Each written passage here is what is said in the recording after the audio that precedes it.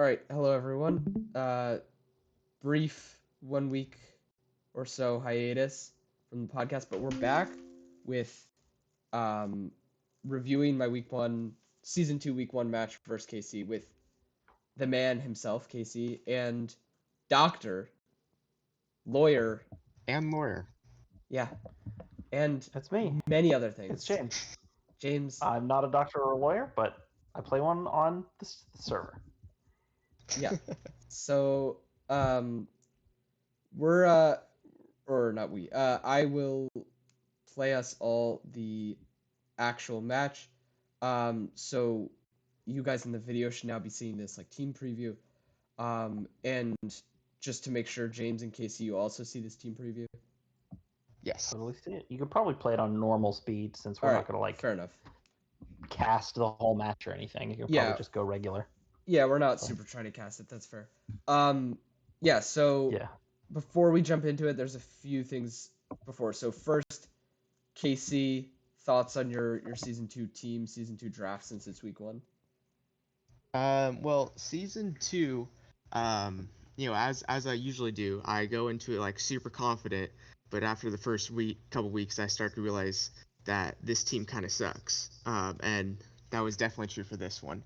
But yeah, because like after this first week or two, I think it sort of just turned into like a less good version of my season 1 team, because I believe after this match I'll drop like half my stuff and then just get like Ninetales and like Venusaur, which is objectively worse than Torkoal Charizard in my opinion. Yeah, and I mean I did something similar. Go ahead. I've had similar season beginnings where I'll come out of the draft and be like super hyped. Yeah, my team's so awesome. Oh yeah, can't wait. Awesome. This team rules. And then I'll get just absolutely demolished week 1. Maybe week 2. Maybe I win week 2. I've won a lot of week 2s. But I'm like, oh, there's actually some problems with this team. It's not as awesome as I think it is, maybe. But yeah, I definitely know what you mean with that. After I actually like switched up the team, then that just totally messed up my whole like type resistance chart too. Yeah. Like if I remember correctly, like there was one type that had like 7, like a +7 net weakness or -7, I guess. Yeah. And it was a little rough. Yeah, I mean still fun though, of course, but just a struggle. Yeah, so just sort of connecting those 2 points.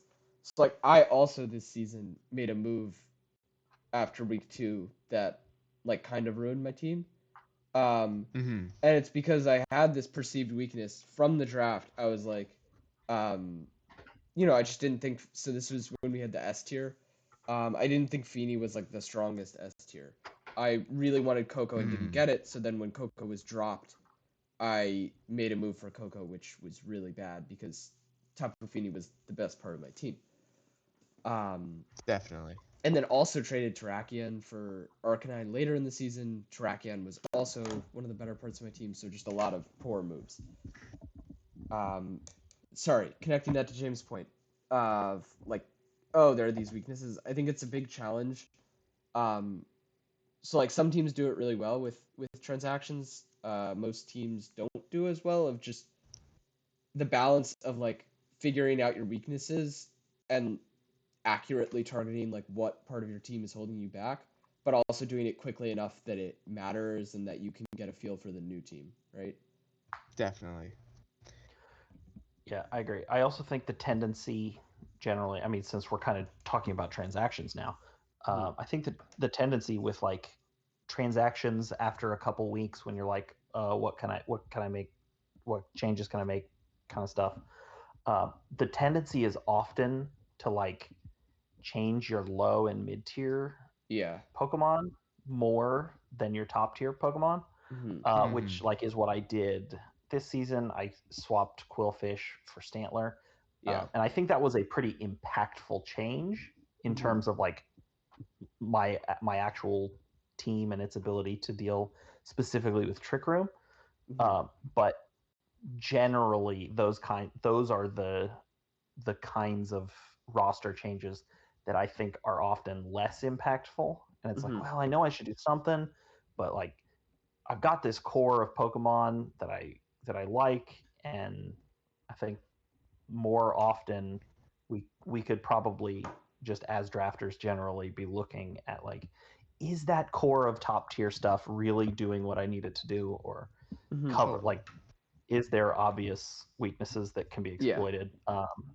Like my season 1 moves, I think, are a pretty good example of me like making major moves, right? Like I dropped my Gigantamax. I made 5 moves over the course of the season, and 4 of them were all at once. Yeah. To like really change up my team, and I think it was better for it. So yeah, I mean, just something to think about since it came up. Yeah, and just right before we start the replay, because I do want to get into that toward the beginning. My move is sort of the reverse example of like, I switched out the high tiers, and the rest of the team was built to support those same high tiers, and everything kind of fell apart because the team didn't work. The lower tiers, the value that existed was wasted. The best example of that was Morgrim, who I loved, and who many coaches have come to love, I think, since season 2.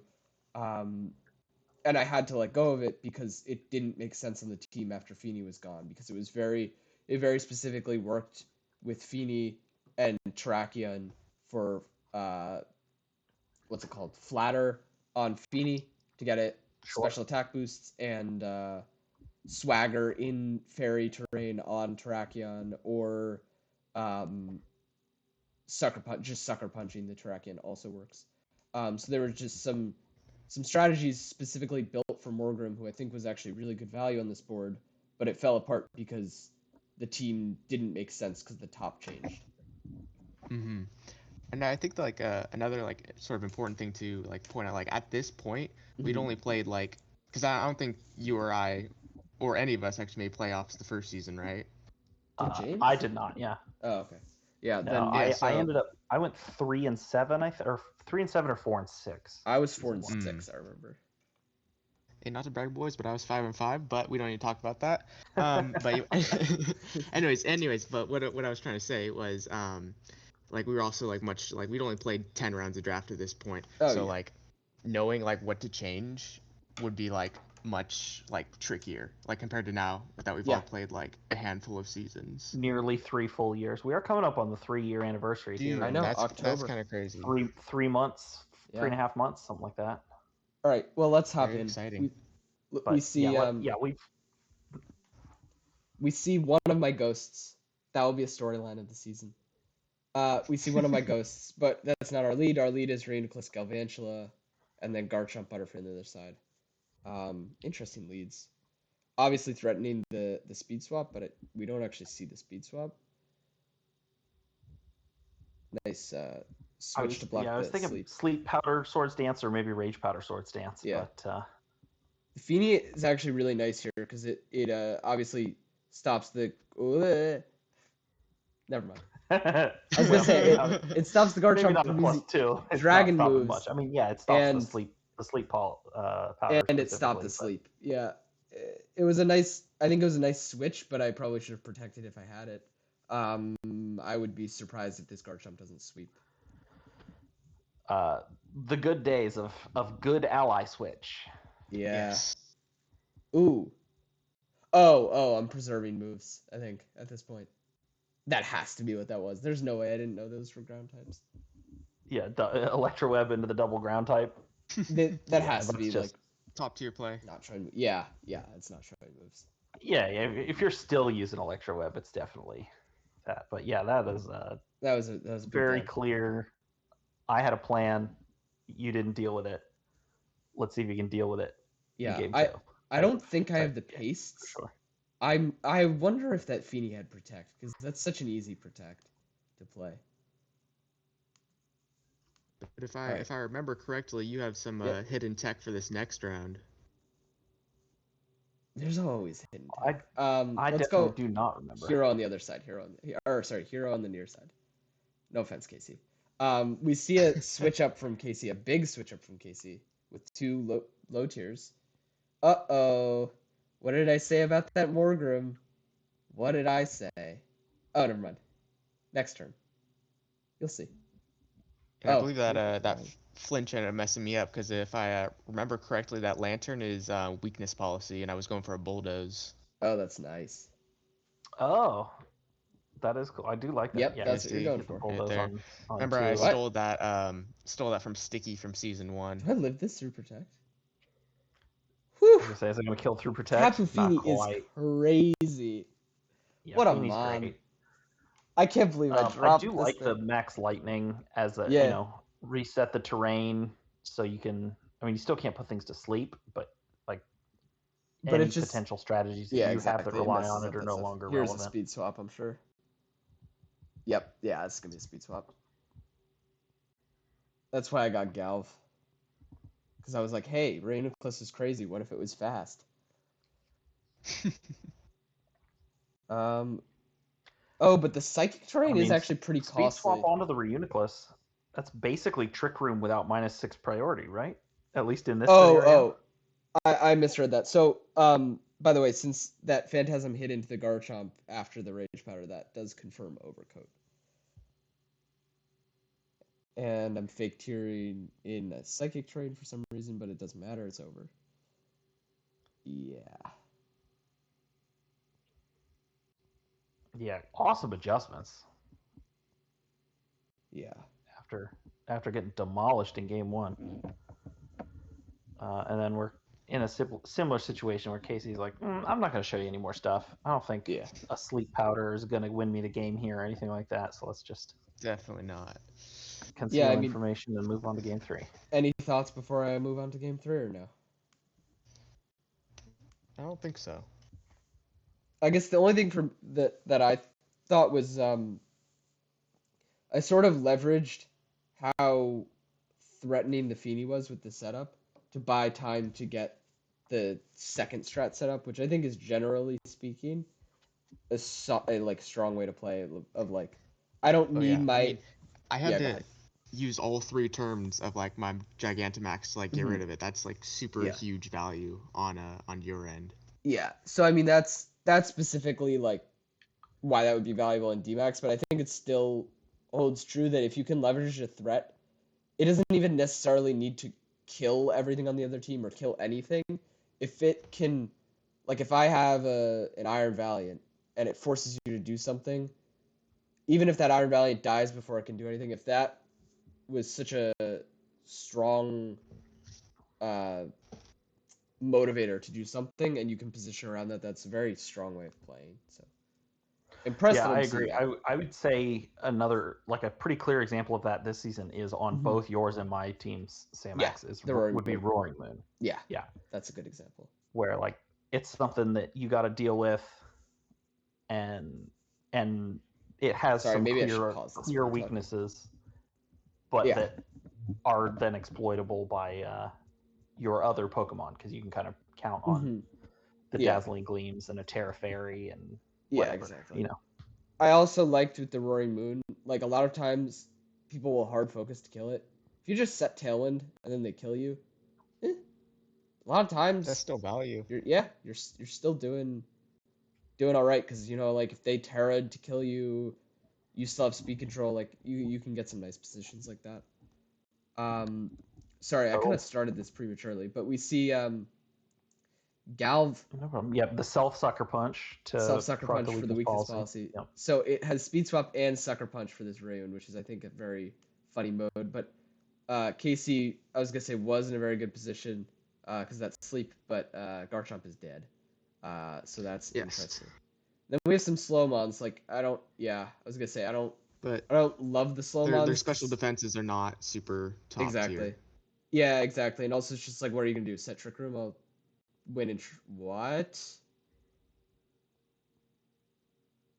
Did you sucker punch yourself a second time?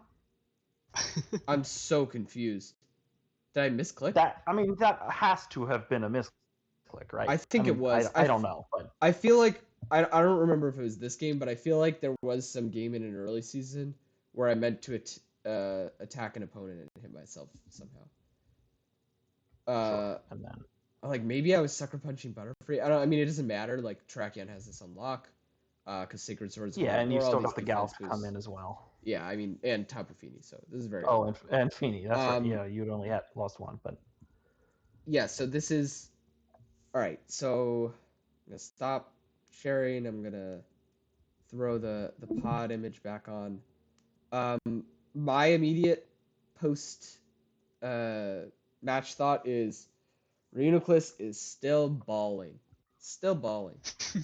A full season of balling and more balling in season 2. Like, oh my lord. yeah, I mean, I agree. Especially after the game one to game 2 adjustment. Like, okay, clearly what I thought, like, I got to make a change, and you did, and it was incredibly effective. Like, there just wasn't really tons of ways for Casey's team to deal with a +2 Reuniclus. Yeah. Especially that's going that fast, because I'm pretty sure like Galvantula like outspeeds like Garchomp by like at least like 10 points. Yeah, I mean, that's why I really love Speed Swap too, because like if it was just fast Reuniclus, Runerigus would be really interesting. Just set Trick Room and deal some ghost damage or get in stack and do stuff.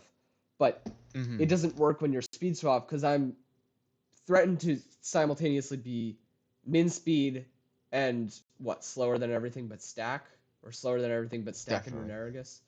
I don't know what Runerigus' speed tier is. But or maybe speed tie with stack. I can check.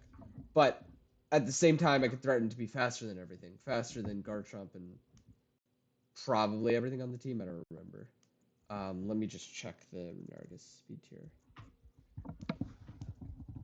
Yeah, so speed tie with Runerigus is it's 30, okay. And cool. So is Reuniclus. Yeah, so Reuniclus still awesome. And Fini didn't get kills, but Fini was really important to the success of that game. Which just to take hits and all that stuff. Yeah. I don't know if I realized it at the time, but that's clear to me now. So I guess that speaks to like Casey, your point of like we still didn't have very much experience. Like I probably didn't have the right takeaways from this game. Because I feel like the game 2 at least could have gone like very differently if I just sort of like ignored your Tapu Fini and launched like 3 attacks into like non-protecting, Pokemon with like the +2 boost. Yeah. Yeah, like you can't all my friends are dead it, because at +1/+1, if I just start throwing out whatever the water move is called. I don't remember. Muddy Water? No, the max move. I forget. Max Geyser? Max Geyser, yeah. Yeah, Geyser. If I just start throwing out Geysers, like they get the boost on top of the +1. Like you can't just ignore Fini. It has enough presence to yeah, totally stop all that nonsense. But yeah, I mean, I think a really strong showing from my team. I'm just trying to remember what did I see from Casey's team. So Butterfree Garchomp, like it got clowned on after game 1, but man, that was strong game 1, right? Yeah, I felt like it was sort of like I think I ended up dropping whatchamacallit, Butterfree, like maybe a week or 2 later, and like it was good, but like obviously you can only really take 1 hit unless you're using like a focus sash, right? Yeah. So yeah, it's like the worst of the good redirectors and the worst of the good sleep powder Pokemon. It's probably one of the better sleep powder, right? Like I guess all the chlorophylls are better. Compound eyes. It has compound eyes. Nice. So like accurate, but it's not really fast enough to take advantage of that. That's true. But I guess so frail. I guess all only gonna hit the one. All the chlorophylls are better. Yeah, it's only got like 70 base speed, so it's not gonna be like outspeeding too many things. Yeah, that's right. Exactly. Yeah, but I mean, I think like this was versus a Misty Terrain team with Speed Swap that could get everything faster than Garchomp, with one of my sweepers having Overcoat. Like it's not a good week for Garchomp Butterfree, I think. And definitely not. It was still at least strong enough to win a game. And maybe that's the point, that it's not good enough to win sets probably, because Butterfree has a lot of exploitable weaknesses. Garchomp, Mhm. not the fastest. Ice moves are a problem. Fairy type Pokemon are a problem. So it also has exploitable weaknesses. But still, I think a Bulky very water like types like Tapu Fini. yeah, yeah. I mean, I still think that that pair was seemed really strong in this set. Definitely, if I remember correctly, because obviously it's been a little bit. I don't really remember Mhm. season 2 quite as good because I've kind of tried to like block it out, But Mhm. I think like Butterfree was like sort of like one of the last picks I actually chose, like just with Mhm. remaining points I had. Like I think I Yeah. got like round 7 or something like that. Yeah, and I mean, I don't. Like it was all right, but Yeah, I'm trying to remember back to like this period of draft. I think I don't love the stack on this team, or just the stacked Runerigus mode. Like I mean, Yeah, I or I believe could, that I dropped. Those were some of the ones I dropped. yeah. I was gonna say I don't have the full team in front of me, so it's hard to say. But it looks like that's intended to be sort of a mode. I think it's Mm-hmm. like I get that you're fighting the fairies, the fairy and the ice types that are coming for Garchomp, but Mm-hmm. the pacing is weird. Oh, you had Lele on your team What he had at this what? point too. See, you had Tapu Lele as well. I'm just looking at the actual draft. Oh, KC did. Yeah, Casey did. It was Interesting. Stack, Oh, did I? then Oh, I remember that actually now. Garchomp, Yeah. Runerigus in round 3. Tapu Lele went in round 4, which is crazy. That would never happen in a points draft. Yeah. Vanillux. That your Butterfree was actually Gmax Butterfree because this was the second season of the Oh. dedicated Gmax tier. Do we have So you Gmax had and Gmax S? Butterfree. You had Shedinja, Lantern, Hitmonlee, Yeah. Beartick, and your last pick was Rapidash. Your team was like all good Pokemon. Yeah. But then I goofed it up a little bit later, but it's cool. I mean, I think. Because I think. Go Do ahead. you have the later stuff that says what I swapped it out for? No, all I have is my Draft doc. My draft doc, Got which it, actually got it. doesn't even have the final 3 picks. Yeah. Bone, Got it, Braff, okay. and Samax. Those 3 picks are missing there at the end. Yeah. I mean, I think the one concern with this team, and you kind of see it, is the slow pace. Because like Garchomp is probably the fastest paced mon on the team, and it would prefer to have a Sword Stance before doing much. Then obviously Definitely. Runeric. Oh no, I guess Lele is the fastest paced, but like Lele isn't a fast Pokemon, if that makes sense. Like And I don't think I had like too much in like forms of speed control except speed for like control, yeah, Butterfree, yeah. It and sounded like you which didn't. obviously isn't super great. Yeah, because I mean Lele only hits 95 base speed. Garchomp's 102, so Yeah. not the fastest team unless I want like Beartick under like or snow. Yeah. Beartick Yeah. in the snow or rain. Yeah. Yeah. You had, Hitmonlee if you can proc an Unburden. You had. So like there's a couple tools, but Yeah. It seems like the struggle here is like aside from Lele, you're not really pressuring early, and Lele often needs speed control to do that effectively. So it just feels definitely. like you are vulnerable to getting rolled by stuff that's faster and faster paced than your team, which funny enough, like Reuniclus was in this set. Yeah. I don't know. Yeah, Yeah, and I was think it was the scaling and the snowballing between the weakness policy, Yeah. the speed swap in one of the 2 games that Samax won, and then the scaling with like psychic terrain, mindstorm, Yeah. stuff like that. Expanding force. Yeah. Expanding force after the max was over and stuff like that. Yeah, Just expanding force like, is so strong. I if I remember correctly, I think that it like had the tools, but like it could only like comfortably win like the first game, because in the second game you could like pretty easily adjust to beat me. Because if I remember correctly, I beat Sam, Daddy, and Braff like all four round one, but then round two and three they just proceed to like beat me pretty like I don't want to say like easily, but easily. And I think that goes on to something that, like Electric was telling me like a season or two ago, is like an issue that he thinks that I tend to make is like I don't grab like the most like consistent Pokemon that can like they can bring out after you pull out your like little gimmick or whatever. Yeah. I mean, I think my issue more with this team is you sort of have a backbone in Garchomp. I would argue in Garchomp Butterfree. But I guess Garchomp Lele is awesome too. Yeah, Garchomp Lele. Even Garchomp Lele stack as a Fairy Dragon Steel Core is nice, but you struggle because there's not. I think it's not the opposite of what you're saying. Like you don't have lack of gimmicks. I think you just have lack of. It feels so weird to say that you have lack of explosiveness. I guess it's more game control. Definitely.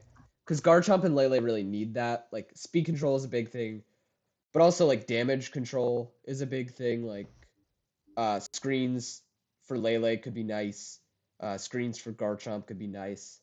Anything like that, Intimidate, Snarl could be nice for those guys. Yeah, if I remember, I looking at it now, honestly, like if I had a draft with like Stack Attacker, Lele, and like Garchomp, I'd probably stick with it. But I think after you like beat me, that's when I like swapped out like Lele and like Stack Attacker to get something I was more comfortable with, which was like the Ninetales Venusaur, which is not quite as good in my opinion.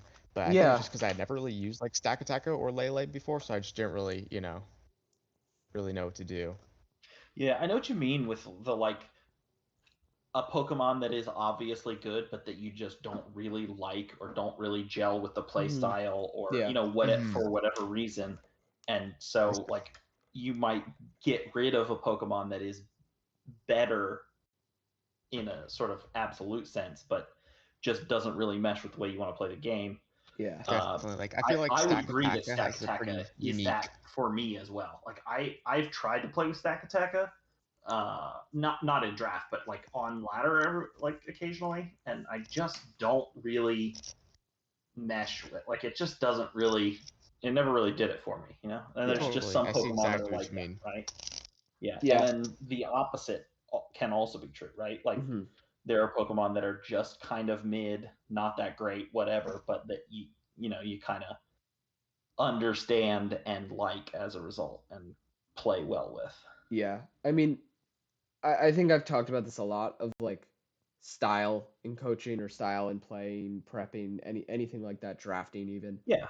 It's really interesting to me because it's just like when you have a mod that just works for you, everything just seems to fall into place almost. Like I've had it a couple times. So I would say Reuniclus is the first, and then more prominently Umbreon. Well, I can't really say Umbreon. Umbreon had a god playoff run, but like I didn't use it most of the season. But Umbreon, Moltres was a huge one, and I think like probably Feeny in all honesty. Like I really like how I played this Feeny.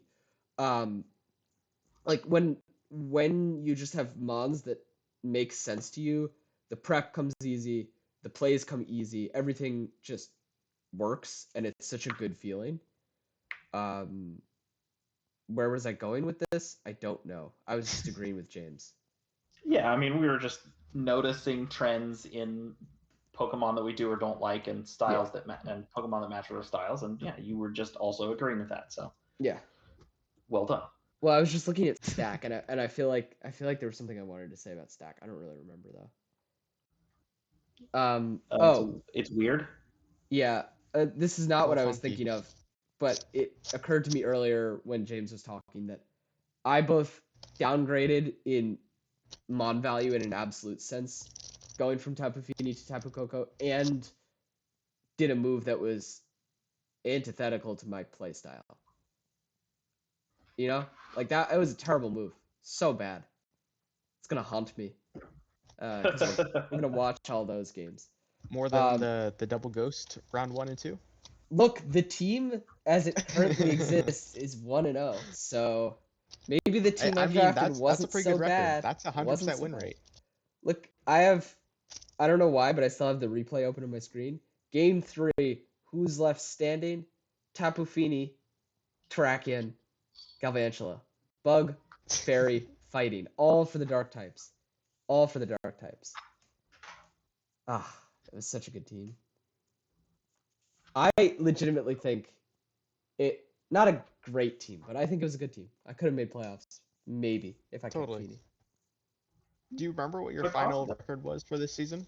3 or 4 wins. I went from 3 or 4 wins? 2-0 with Fini to like, what was it, a 9-week season? I think it was still 10.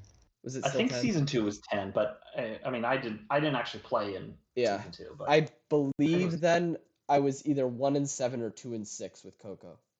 The decline is rapid. Should have tried to just take the Fini back. Yeah. I didn't, well, I think I used all my moves. Or most of them. Oops. Oh, well. Also, I Used didn't them all Hey, up. dude, you're the owner. Just like change the moves. Come on now. I think I didn't realize that Coco for Fini was a bad move until like late in the season or after the season maybe. Because you have to remember, and I mean I think we're getting close to finishing this, so this can be a concluding or near concluding thought. The thing you have to remember, like especially to people who weren't here during this time, Fini was a new Mon. It was in our new S tier, first season of S tier, first season of Fini. The vast majority of people thought that Fini was bad, like the worst S tier. I remember this. Actually. Most people thought it was bad. The only person. The people who didn't play with Fini in Gen 6 Okay. thought it was bad.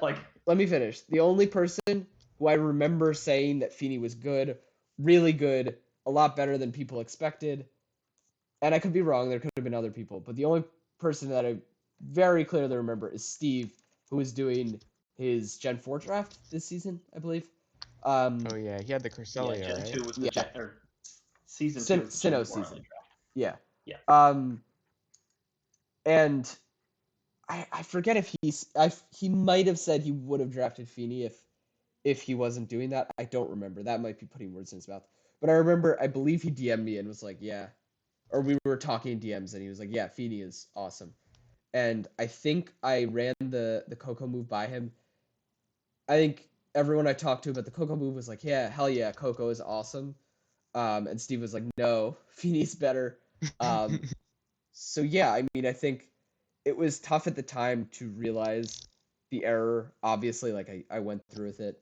And it's tough. And now looking back, it's so obvious that I would way rather have Fini, which is, I don't know, it's funny. Yeah, but that's an important takeaway. That means you sort of like know what you tend to like a little bit more, like when drafting, I guess. Yeah. Well, and to James' point of like people who play Gen 6, having using Pokemon is the best way to learn what's good. It really is. So Also, didn't it come in Gen 7? Sorry to be that guy. Gen 7. Yeah. Gen 7. Cool. Oh yeah, it was 7, not 6. Well, regardless, Sorry, generation before all check. you children started playing competitive Yes. Pokemon. Yeah. Well, I guess we can close on this, that it's hard to know how to tier bonds until you've used them. It's hard to know their value. So I'll just leave you with this. A little snippet for our loyal listeners who've made it all the way through. The season 10 tier list is on its way, and it's beautiful. Very exciting. It is. I've had a peek at it. It's pretty solid. It's beautiful. Yeah, it's got some fun stuff on it. All right. Goodbye, everyone.